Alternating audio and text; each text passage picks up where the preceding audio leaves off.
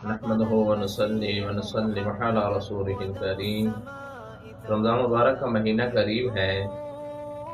ایک عمل کی طرف متوجہ کرنا ہے جس عمل کا تعلق ہماری معاشرت سے ہے، کیونکہ ہمارا دین صرف عبادات کا نام نہیں ہے بلکہ معاشرت، معاملات، اخلاق، یہ سب بھی ہمارا دین ہی ہے۔ جس معاشرے کے اندر صحیح معاشرتی اعمال اختیار کر لیے جاتے ہیں، وہ معاشرہ رول ماڈل بن جاتا ہے، اور وہ معاشرہ سب سے پرسکون ماحول لوگوں کو مہیا کرتا ہے۔ عمل یہ ہے کہ جب رمضان مبارک کا مہینہ قریب آتا ہے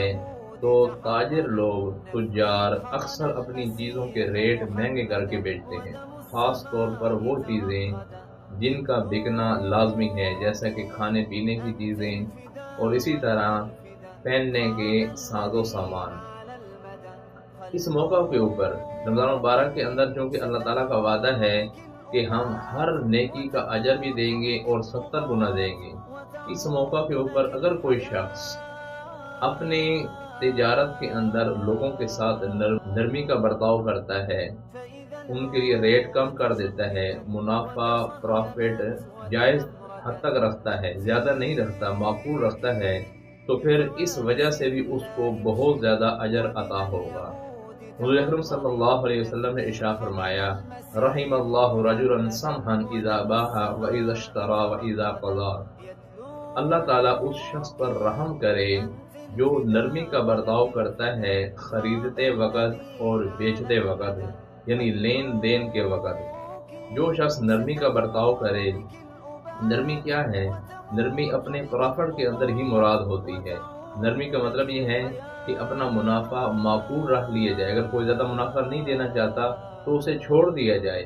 اسی طرح رسول اللہ صلی اللہ علیہ وسلم نے ارشاد فرمایا، من یسر علی معسر یسر اللہ علیہ فی الدنیا والآخرہ، کہ جس شخص نے کسی تنگ دست پر آسانی کی، اللہ تعالیٰ دنیا اور آخرت میں اس کے لیے آسانی فرما دیں گے۔ رسول اللہ صلی اللہ علیہ وسلم کا تو معمول تھا، آپ رمضان مبارک کے اندر لوگوں کے لیے انتہا درجہ سخاوت فرماتے تھے۔ آپ کی تو صفت ہے، کان رسول اللہ صلی اللہ علیہ وسلم اجود الناس، کہ آپ صلی اللہ علیہ وسلم لوگوں میں سب سے زیادہ سخی تھے، اور رمضان مبارک کے اندر ہر روزانہ جبرائیل علیہ السلام سے ملاقات فرماتے تھے، کیونکہ جبرائیل علیہ السلام نورانی مخلوق ہیں، فرشتے ہیں، اور فرشتوں میں سے بھی سب کے سردار ہیں۔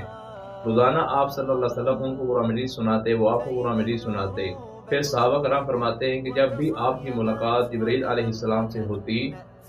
اس ملاقات کے بعد پھر اجود بالخیر من الریح المرسلۃ، آپ کی سخاوت چلتی ہوئی تیز ہوا کی طرح ہو جاتی، جو سب کو پہنچتی، اپنوں کو، پراؤں کو، دشمنوں کو، جو آپ سے بغض رکھتے تھے، جو آپ کے ساتھ جھگڑا رکھتے تھے، سب پر آپ کی سخاوت ہوتی۔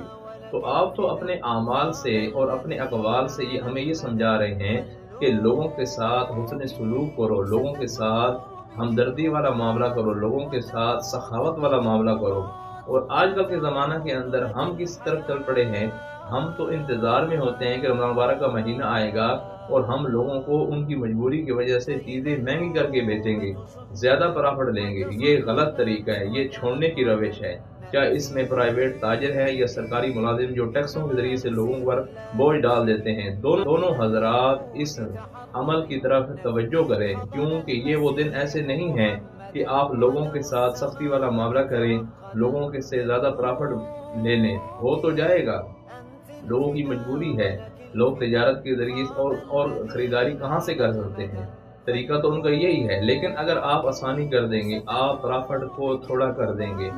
اگر کوئی تاجر اپنی دکان کے اوپر، اپنی شاپ پر، اپنی فیکٹری پر لکھ کر بتا دے لوگوں کو کہ عام دنوں کے اندر جو چیز 550 کی ملتی ہے وہ اس مہینہ رمضان مبارک کے اندر 500 روپے کی ملے گی، جو چیز 2500 کی ہے وہ بے شک آپ 100 روپے بھی کم کر دیں، لیکن اس تھوڑے سے عمل کر بھی آپ کو اللہ تعالیٰ کی طرف سے بہت زیادہ اجر و ثواب ہوگا، اور ایک سنت جاری ہو جائے گی، سنت زندہ ہو جائے گی کہ لوگ ایک دوسرے کو دیکھ کر کے بھی اعمال درست کر لیتے ہیں۔ جب ایک مارکیٹ کے اندر 2 سے 3 دکاندار بھی ایسا کر لیں، اللہ تعالیٰ ان کی اس سنت کو زندہ کرنے کی برکت سے سب کو توفیق دے دیں گے، اور ہر طرف یہ معاشرہ بن جائے گا۔ اب آپ دیکھیں کہ جب